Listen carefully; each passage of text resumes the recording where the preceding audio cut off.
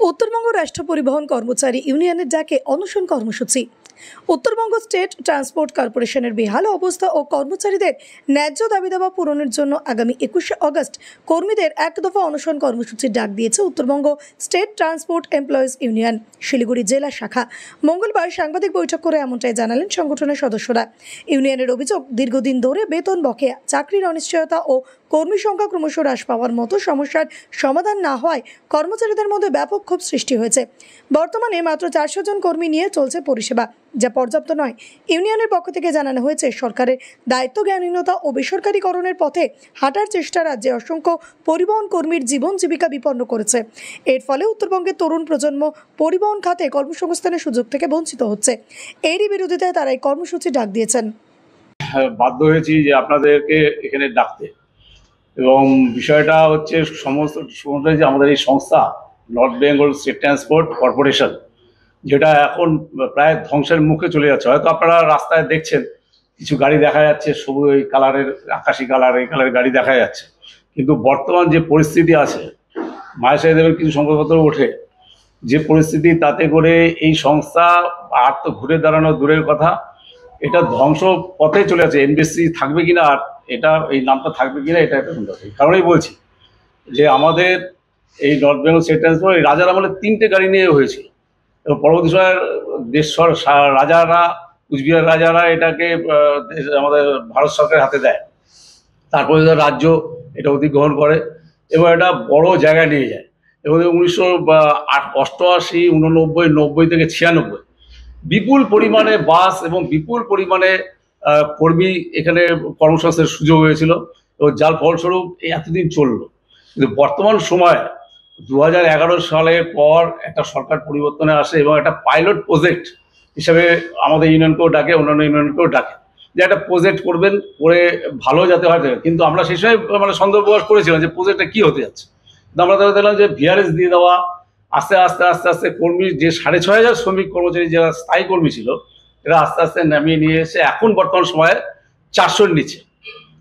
তাহলে কী অবস্থাটা! এবং এখন প্রায় 3-4 ধরনের কর্মী এখানে আছে, কে সরকারি কর্মী, কে কন্ট্রাকচুয়াল, কে ঠিকাদারের পদ্ধতি, এটা আমাদের কাছে আমরা বুঝে উঠতে পারছি না।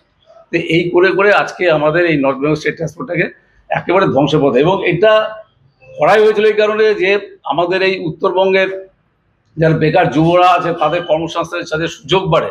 সেই সুযোগ তো দূরের কথা, এখন এই সুযোগ থেকে বঞ্চিত হচ্ছে আমাদের এই উত্তরবঙ্গের ছেলেরা। এবং দেখবেন এই একটা সংস্থা যেখানে কোনোদিন বেতন কোনো জায়গায় আমরা দেখিনি কমেছে। আমাদের এমন একটা সংস্থা যেখানে হচ্ছে আমরা দেখলাম যে বছরখানেক আগে 2000 টাকা করে বেতন কমিয়ে দেওয়া হলো, যে যারা কন্ট্রাক্ট বেসিকে যারা আছে কাজ করছেন, তাদের 15,500 টাকা থেকে 13,500 টাকা করে দেওয়া হলো। এটা নিয়ে এখনো আন্দোলন চলছে, কেস চলছে। এবং বর্তমান সময়ে একটা সবচেয়ে ভয়ঙ্কর যে কাজটা করেছে, যেটা হচ্ছে রাজ্য সরকারের একটা যে ড্রাইভার যারা আছেন রাজ্যের বিভিন্ন ডিপার্টমেন্টে, তাদের একটা বেতন বৃদ্ধির একটা সার্কুলার জারি করেছে।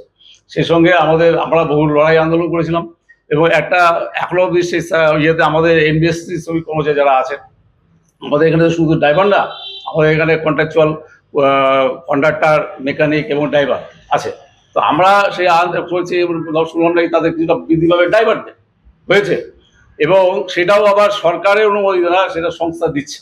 কিন্তু প্রশ্ন হচ্ছে যে যারা আমাদের এখানে যারা কন্ট্রাকচুয়াল, যারা কন্ডাক্টর এবং মেকানিক আছে, ড্রাইভারের পরে তাদের বেতনটা বৃদ্ধি পেল না। এটা হচ্ছে আমাদের এই লড়াই আন্দোলনের প্রথম ইয়ে, যে আমরা 21 তারিখে আমরা একটা বড় পদক্ষেপ দিতে যাচ্ছি, যেটা যে নর্থ বেঙ্গলের বুকে আমাদের নর্থ বেঙ্গল স্টেট ট্রান্সপোর্টে আমরা কোনোদিনও করিনি, কিন্তু আমরা বাধ্য হচ্ছে। এটা হচ্ছে প্রথম পদক্ষেপ আমাদের, যে আমরা 10 ঘন্টার অনশন, প্রতীকী অনশন আমরা করতে যাচ্ছি। আমরা ডিপো ইনচার্জের ঘরের সামনে আমাদের ইউনিয়নের সদস্যরা, সেদিন সকাল 9টা থেকে শুরু হবে, আমরা 10টা থেকেই শুরু করবো। আমরা এটা একেবারে রাত্রি 7টা অবধি আমরা সেখানে প্রতীকী অনশন করব। এবং আমরা আমাদের যে প্রশাসন আছে, আমাদের সরকার, তাদের কাছে আমরা এই বার্তাটা পৌঁছে যাব যে আগামী দিনে আরও বড় লড়াই আন্দোলনে আমরা যেতে যাচ্ছি। তো সেখানে আমাদের কলকাতা থেকে একেবারে কুচবিহার, এই পুরো যে আমাদের রাজ্য কমিটি বলে আমাদের, এই পুরো জায়গা থেকে আমাদের কেন্দ্রীয় কমিটির সদস্যরা তারা উপস্থিত থাকবেন এখানটা। এটার জন্যই আজকে আমাদের বিভিন্ন দাবি বা ভিত্তিতে আজকে আমাদের এই সাংবাদিকটি বাস চলাচল বন্ধ থাকবে না। বাস চলাচল আমরা বাসটাকে স্বাভাবিক রেখেই আমরা এটা করছি। আমরা আমাদের যারা শ্রমিক কর্মচারী আছে, আমরা সবাইকে আমরা করছি না, আমাদের একটা অংশ আমরা ওখানে অংশগ্রহণ করবো। বাদ বাকি যাতে পরিষেবা বন্ধ না হয়, মানুষের যাতে অসুবিধা না হয়, তার ব্যবস্থা আমরা করেই আমরা আন্দোলনটা করবো। আপনি বলছেন যে খুব খারাপ অবস্থা উত্তরবঙ্গ রাষ্ট্রীয় পরিবহন সংস্থা, এদিকে দেখা যাচ্ছে মুখ্যমন্ত্রী